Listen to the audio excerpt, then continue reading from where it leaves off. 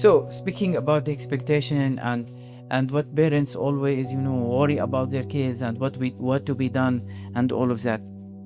Usually by the age of 2 or 3 years old, the parents start to take their kids to nursery. And then we need to understand exactly the relationship between what can be done in nursery and what can be done in therapy.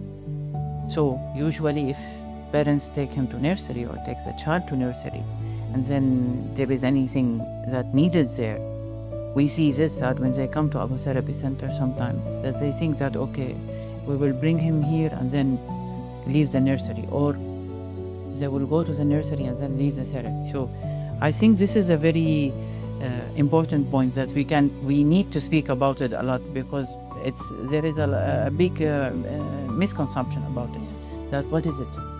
What's the relation between here, and are they related or no? Yeah. And all of that. For sure, we're not speaking that anyone replacing each other and any other one, but how can a parent who is in the nursery expect that they have to go and give their child something furthermore in a therapy like us, or vice versa? Yeah. Who want to start? Asma, you are more enthusiastic to speak about it, yeah? Or we give it to No, so see, this is what Yeah. also, again, something I hear so many times, Yeah. that, my child is not speaking well, or is not Yeah. putting words together, not speaking in sentences. So my cousin or my friend or my neighbor told me, it's okay that, he will be fine. If you will put him in nursery, he will learn everything, Yeah, and yeah. he will learn from the other kids. This is very common, right? So the first thing, please, parents, don't give this advice to each other. This is the first thing, okay?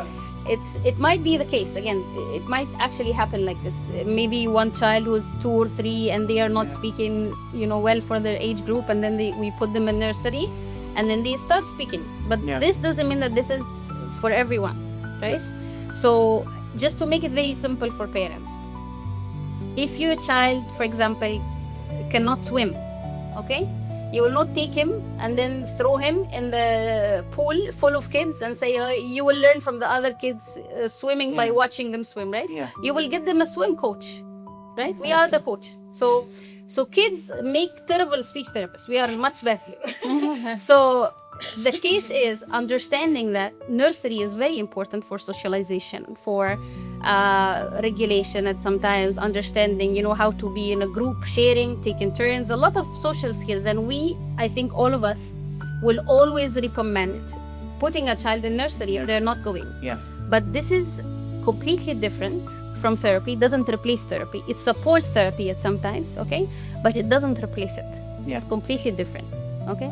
So here is, no, nursery does not replace therapy. It supports therapy.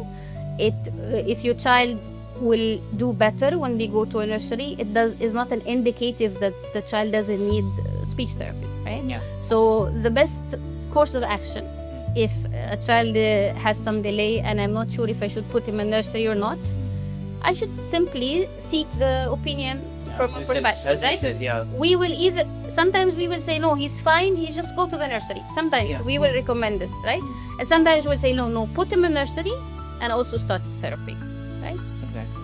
Oh. Yeah, I totally agree with Asma. I think same goes for us, because like the nursery, it offers the environment, as you said, for social skills, for routines, and it's very, very important. But if the child has poor attention, he's not regulated, he's not organized in his body, he's bumping into stuff, or he's clumsy, he's not gonna benefit from this environment. So in this case, this is where therapy plays a huge role. So we need therapy and nursery.